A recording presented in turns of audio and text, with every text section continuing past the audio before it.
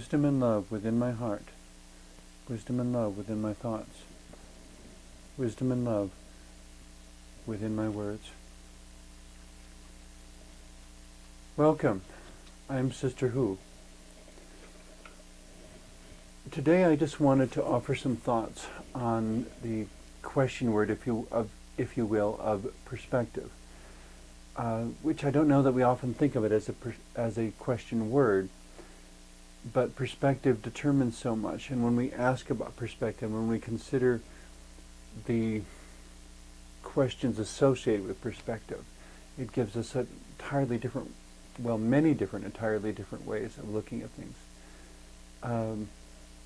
I considered once, when I first went hiking in the mountains of Colorado, I went with a friend who knew something about the flowers and plants that grew there. And he pointed to one along the way as we got near a summit and said that it was a particular flower that only blooms once every 7 years.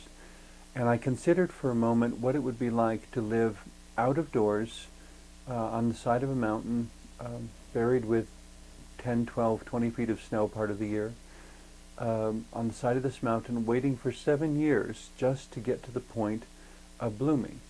And the notion of having houses or living in them would be totally foreign concepts that the flower couldn't possibly understand, even if it had a mind adequate to do so. And somehow that after 7 years of waiting and striving and saving every little shred of energy, it would have just enough to bloom for one summer and then die back to a few leaves for another 7 years before it could bloom again. And I mean, that's a perspective on life that is so different from what we expect as people. You know, in having dogs as pets and companions, I mean, they're really my family. And yet, every time I've gotten a new puppy, I immediately have to acknowledge the expectation that I will outlive the puppy, because dogs don't live as long as people do. And so I get to be there to watch the puppy experience its youthfulness, its childhood, its beginnings, and I get to be there to witness and to support this dog as it ends its life, as it grows old and perhaps different organs begin to fail or all sorts of age-related conditions happen. And to surround it with as much love as I can every moment from the beginning all the way to the end, and yet knowing that because of differences in life forms, I'm going to outlive this four-footed furry person who has become, or quickly would become, a member of my family. And it's a different perspective on life, and one that reminds me to take the time to give my dogs love when they come and interrupt something I'm doing, to give them a pat on the head, to remind them that I love them, to be with them, and to take time out to play with them, because I know there will be times when I wish for the opportunity and don't have it anymore because they'll be gone.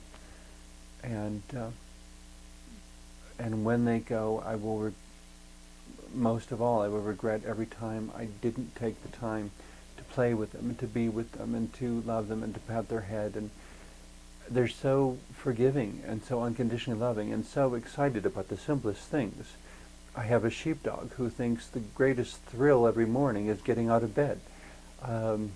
If I could have an ounce of that exuberance about waking up in the morning, it would just be amazing.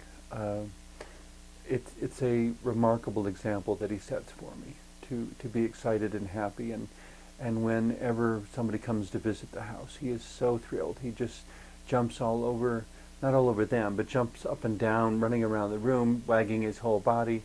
It's just total joy at somebody new coming to visit the house. And I've mostly trained him not to jump up on people, but to ask him to stand still in one spot is just unrealistic, because he has too much enthusiasm and too much excitement, and he's just so happy just to see somebody.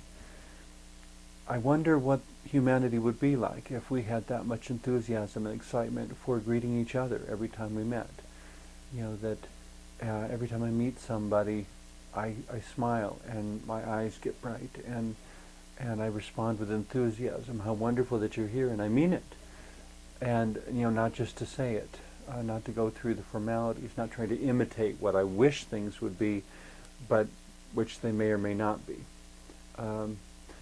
In the same respect, I guess, to be as honest as a dog, because I don't know that my dogs ever lie to me. Sometimes they try to hide things when they know they're guilty, but they never try to lie to me. The very concept is probably something they don't understand.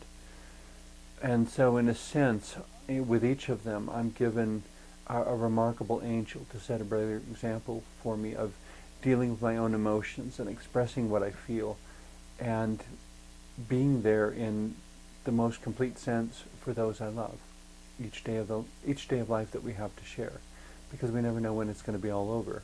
People are killed in car accidents or come down with diseases every day. And as one person said, sometimes each of us is somebody else's somebody else.